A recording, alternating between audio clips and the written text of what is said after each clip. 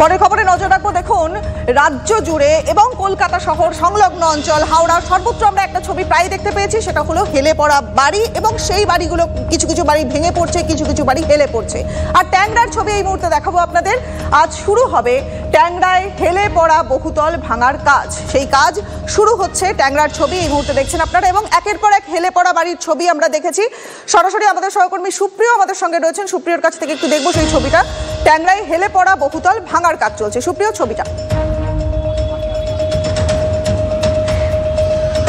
তোমাকে প্রথমেই যেটা বলবো যে পুরসভা সূত্রে এখনো পর্যন্ত আমরা যেটা জানতে পারছি, ট্যাংরার ক্রিস্টোফার রোডের হেলে পড়া এই যে নির্মীয়মান বাড়িটি দেখতে পাচ্ছ, ক্যামেরা পার্সন রজতকে বলবো একটু দেখানোর জন্য।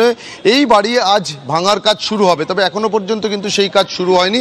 এবং তার পাশে যে সবুজ রঙের বাড়ি রয়েছে, সেই বাড়িতেই কিন্তু মূলত যে বাড়িটি ভাঙা হবে সেই নোটিশ দিন কয়েক আগেই পুরসভার তরফ থেকে টানিয়ে দেওয়া হয়। এবং এই মুহূর্তে এখানে যারা আমরা দেখতে পাচ্ছি যে বেশ কিছু মানুষ তারা রয়েছেন, তারা মূলত এখানকারই বাসিন্দা। একটু কথা বলি, আপনাদের তো এই সাদা যে নির্মীয়মান বাড়ি, এখানে ফ্ল্যাট আছে? হ্যাঁ।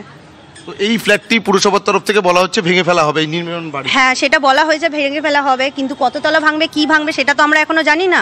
এবার ইঞ্জিনিয়ার আসুক, ওনারা এসে যেটা ডিসিশন নেবে সেই বিষয়ে আমরা তারপরে দেখব আমাদেরটা কি হবে, আমরা কোথায় যাব, আমাদের কি করবে সেই ডিসিশনটা আমাদের দিয়ে দিই, আমরা কিচ্ছু করব আমাদের কোনো পুরসভার তরফ থেকে বলা হচ্ছে যে আগস্ট মাসে নোটিশ দেওয়া হয়েছে। হ্যাঁ, সেই নোটিশ আমরা আসিনি, আসলে তো জানতে পারতো, এতটা কাজ তো এগিয়ে যেত না। না, আমাদের এটাই বক্তব্য, আমাদের কিচ্ছু বক্তব্য না, আমরা কারো ব্যাপারেও কিছু বলার দরকার নেই।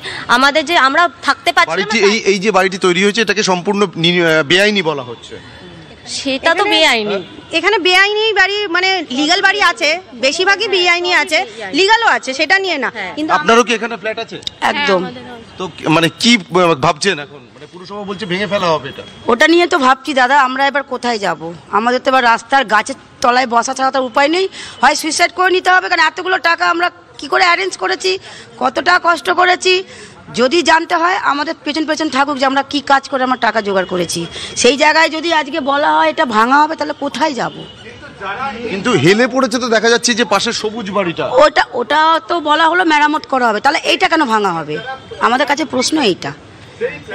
আমরা এতগুলো এখন আমরা দিয়ে ফেলেছি, তাহলে এখন কি করা যায়? আপনারা কি চাইছেন, যে বিকল্প ব্যবস্থা? হ্যাঁ, যে আমাদের একটা ব্যবস্থা করে দিক, যেন আমরা স্থিরভাবে থাকতে পারি সেই জায়গাটায়, এই বউ নাতি পুতি নিয়ে। দেখো, এখানকার যাদের ফ্ল্যাট রয়েছে এই নির্মীয়মান বহুতলে, তারা কিন্তু নিজেদের ভবিষ্যৎ নিয়ে রীতিমতো অনিশ্চিত। এবং যে বিষয়টা তোমাকে আগেই বলছিলাম, এই যে পাশের যে সবুজ বহুতল রয়েছে G+5 বহুতল, সেখানে কিন্তু এই যে ডেমোলিশ করা হবে এবং সেই সংক্রান্ত পুরসভার যে নোটিশ, সেই নোটিশ কিন্তু টানানো রয়েছে। কিন্তু পাশের এই যে সাদা নির্মীয়মান বহুতল, যেখানে এখনো পর্যন্ত কোনো বাসিন্দা আসেনি, কিন্তু এখানকার যারা বাসিন্দারা যারা এসছেন, যাদের সঙ্গে আমরা কথা বলছিলাম, তারা যেটা বলছেন যে প্রমোটারের তরফ থেকে বলা হয়েছিল মার্চ মাসে ফ্ল্যাট হ্যান্ড ওভার করা হবে। কিন্তু সেই নির্মীয়মান বহুতলে কিন্তু কোনো রকম ডেমোলিশ করার কোনো নোটিশ এখনো পর্যন্ত পুরসভার তরফ থেকে টানানো হয়নি বলেই দাবি করছেন এখানকার যারা ফ্ল্যাট ওনার রয়েছেন। কিন্তু তাহলে রাতারাতি হঠাৎ করে কেন এ ধরনের সিদ্ধান্ত বদল হলো, তা নিয়ে একটা যেমন প্রশ্ন উঠতেই শুরু করেছে, তার পাশাপাশি এখনো পর্যন্ত পুরসভা। বেশ, অনেক ধন্যবাদ তোমায়। দেখুন, আপনার সারা জীবন ধরে জমানো একটা পুঁজি হঠাৎ করে যদি সেই পুঁজি দুর্নীতির ঘূর্ণিতে হারিয়ে যায়, বাড়িতে ভীষণ প্রয়োজন, সমবায়ে জমানো ফান্ড ভাঙাতে গিয়ে যদি জানতে পারেন যে সেই টাকার কোনো হদিশই নেই, তাহলে খাস কলকাতায় সেলের কোঅপারেটিভ ব্যাংকে আর্থিক তছরূপের অভিযোগ উঠছে। 600 কোটি টাকার দুর্নীতির অভিযোগ।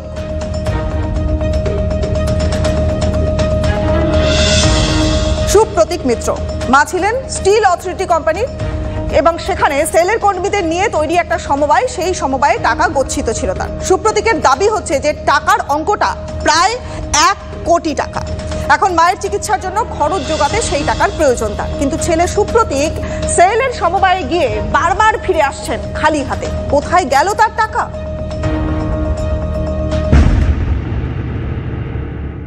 কোঅপারেটিভে কতটা? আমাদের ম্যাচিওরড অ্যামাউন্ট হবে 1,13,00,000 লাখ।